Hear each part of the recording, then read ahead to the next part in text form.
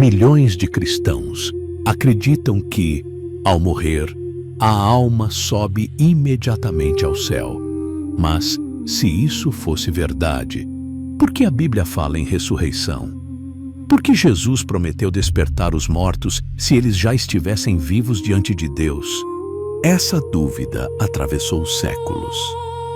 Confundiu pregadores, dividiu igrejas e fez muitos acreditarem em promessas que a própria Escritura nunca fez. Mas a resposta sempre esteve ali, nas palavras do próprio Cristo. Jesus chamou a morte de sono, não de partida, não de eternidade, de espera. Um tempo em que o corpo descansa e a alma se cala, até que o chamado divino atravesse o silêncio. A verdade é simples, mas esquecida. A imortalidade não é um dom natural do homem. É uma promessa feita por Deus. E só será cumprida no dia da ressurreição. Hoje, você vai entender o que realmente acontece quando a vida termina. E o que Deus reservou para aqueles que dormem nele. Em um tempo de mistério e lembrança, onde o pó aguarda o sopro e o destino se revela. No Vale da Redenção. Jesus nunca descreveu a morte como passagem para outro mundo. Ele a chamou de sono. Quando soube que Lázaro havia morrido, não disse, ele partiu, mas nosso amigo dorme. E ao chegar ao túmulo, mostrou o que isso significava. Chamou seu nome e o morto despertou. Desde então, essa imagem percorre toda a Escritura. O Antigo e o Novo Testamento repetem a mesma verdade. A morte é pausa, não continuidade. O fôlego que veio de Deus retorna a Ele e o corpo repousa no pó. Não há consciência, pensamento ou louvor. O tempo se desfaz, o mundo segue e o ser humano permanece adormecido sob a promessa. A Bíblia é clara. Os mortos nada sabem. O amor, o ódio e a inveja já pereceram. Tudo cessa até o chamado final. Essa visão muda completamente o sentido da esperança cristã. Se a morte é sono, ninguém sobe ao céu por conta própria. A vida eterna não é um direito natural, mas uma dádiva reservada àqueles que pertencem a Cristo. A fé não está em um espírito que vagueia, mas em um despertar que ainda virá. Quando o Filho de Deus chamar, o silêncio será rompido. O tempo esquecido voltará a existir. E os que dormem desde as primeiras eras abrirão os olhos diante da luz da ressurreição. A Bíblia nunca descreve o homem como alguém que possui uma alma, mas como alguém que é uma alma vivente. No princípio, Deus formou o corpo do pó da terra e soprou em suas narinas o fôlego da vida. Da união entre matéria e espírito nasceu o ser completo, carne, mente e consciência movidos pelo sopro divino. O homem não é dividido entre corpo e alma. Ele existe apenas quando ambos estão juntos. Quando a respiração cessa, esse fôlego retorna a Deus e o corpo volta ao pó. Não há uma entidade imortal vagando fora da carne. O que muitos chamam de alma é a própria vida, o resultado da presença de Deus no ser humano. Quando essa presença se retira, a existência se desfaz. Essa é a diferença entre o que o homem acredita e o que a Escritura realmente ensina. A imortalidade não é algo natural, mas uma promessa. O corpo, sem o sopro, é apenas terra. O sopro, sem o corpo, é apenas energia divina que retorna à origem. Somente quando Cristo restaurar essa união na ressurreição, o ser humano voltará a ser inteiro. Por isso, a esperança cristã não está em escapar da morte, mas em vencê-la. O pó voltará a se erguer, o fôlego voltará a entrar e a alma voltará a existir. Nesse instante, o homem será novamente o que foi no Éden, vida plena diante do Criador. Entre todas as palavras ditas por Jesus, poucas geraram tanta discussão quanto aquelas dirigidas ao ladrão crucificado ao seu lado. Em verdade te digo, hoje estarás comigo no paraíso.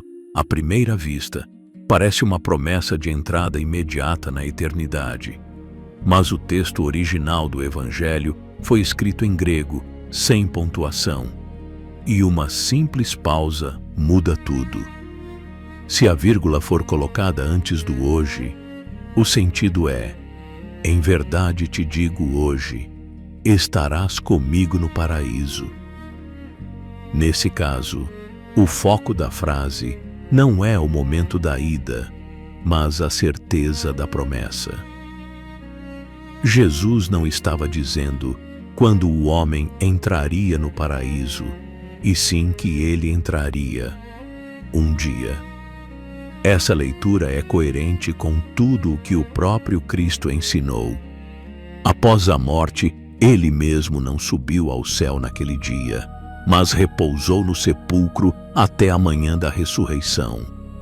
Como poderia prometer ao ladrão algo que ainda não havia acontecido? O que Jesus deu àquele homem não foi um atalho para a glória, mas uma esperança inabalável. No dia mais sombrio da história, enquanto o mundo acreditava que tudo havia acabado, o Salvador garantiu que haveria reencontro. Hoje, disse ele, no meio da dor, no meio da cruz, te digo, a morte não será tua última lembrança. Aquela promessa atravessou o tempo. Ela é o lembrete de que o perdão não apaga as consequências, mas transforma o destino. O ladrão morreu ao lado de Cristo, mas despertará ao lado dele quando o céu se abrir, porque o paraíso não é o lugar onde se foge da morte, é o momento em que a vida vence para sempre. Se há uma verdade que sustenta toda a fé cristã, é a ressurreição. Paulo afirmou com clareza: se Cristo não ressuscitou, nossa fé é inútil e nossa esperança é vã. A cruz teria sido apenas tragédia e a morte, o fim de todas as promessas. Mas quando o sepulcro se abriu, o impossível foi vencido. A vida provou ser mais forte que a morte e a eternidade começou ali. A ressurreição não é apenas um milagre do passado, é o coração de toda a mensagem bíblica. É a resposta definitiva ao que Adão perdeu no Éden. O corpo humano, marcado pela corrupção e pelo tempo, será transformado em corpo glorioso, incorruptível, livre de dor e de limite. O ser humano, que hoje é pó e fôlego, voltará a ser inteiro. Sem ressurreição, não há justiça. O bem e o mal terminariam iguais. O justo e o perverso compartilhariam o mesmo destino. Mas Deus não criou o homem para o esquecimento. Ele prometeu restaurar tudo, e essa restauração começa quando o túmulo se desfaz e o coração volta a pulsar sob nova forma.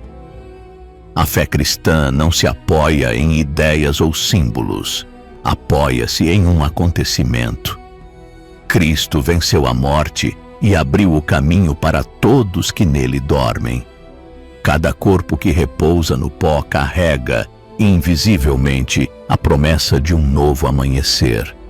Quando a trombeta soar, a carne será renovada, o espírito despertará e o homem voltará a existir como foi sonhado desde o princípio, inteiro, eterno e reconciliado com o Criador. Essa é a esperança que sustenta os fiéis. A certeza de que a morte não é linha final, mas pausa antes da vida plena. No dia em que os céus se abrirem, o tempo deixará de contar histórias e a humanidade verá que tudo o que Cristo prometeu sempre apontava para esse instante. O despertar dos mortos e o triunfo da eternidade. A promessa da ressurreição encontra seu cumprimento no momento mais esperado da história, o retorno de Cristo. A Bíblia descreve esse dia como o ápice da redenção, quando o céu se abrirá e o Rei voltará com poder e glória. O som da trombeta cortará o silêncio da terra e uma voz de comando ecoará sobre os sepulcros. Os mortos em Cristo se levantarão e os que estiverem vivos serão transformados diante dos próprios olhos. Não haverá diferença entre quem dormiu há milênios e quem ainda respira. Em um mesmo instante, todos serão revestidos de incorruptibilidade.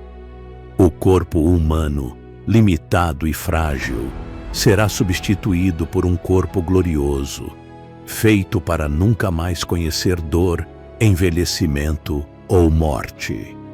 Aquele que venceu o túmulo será visto novamente, não como o servo sofredor, mas como o Senhor da eternidade. Esse será o momento em que a fé deixará de ser esperança e se tornará realidade. Toda lágrima será enxugada, toda dúvida se dissolverá, e o tempo que separava os que partiram dos que ficaram deixará de existir.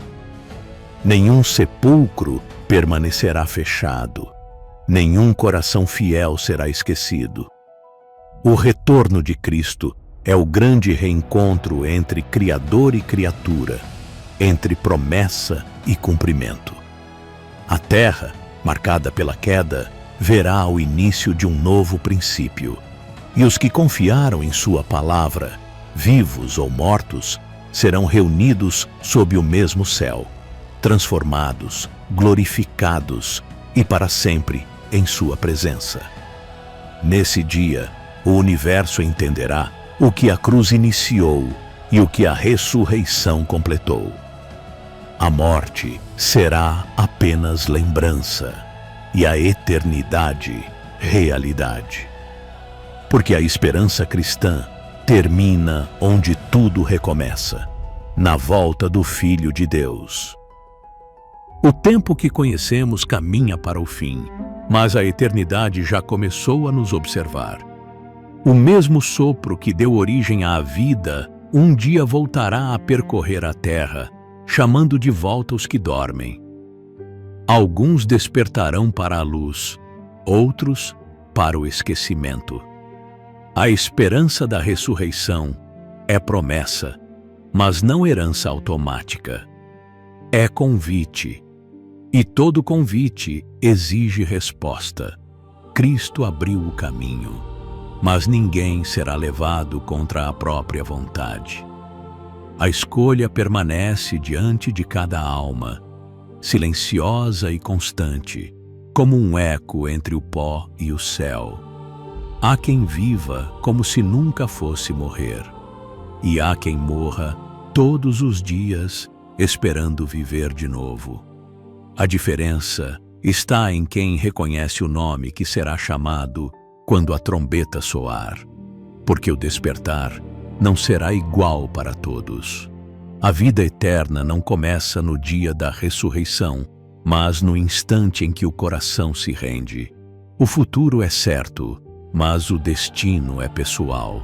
E quando a última fronteira for cruzada, apenas uma voz permanecerá, aquela que chama os vivos dentre os mortos.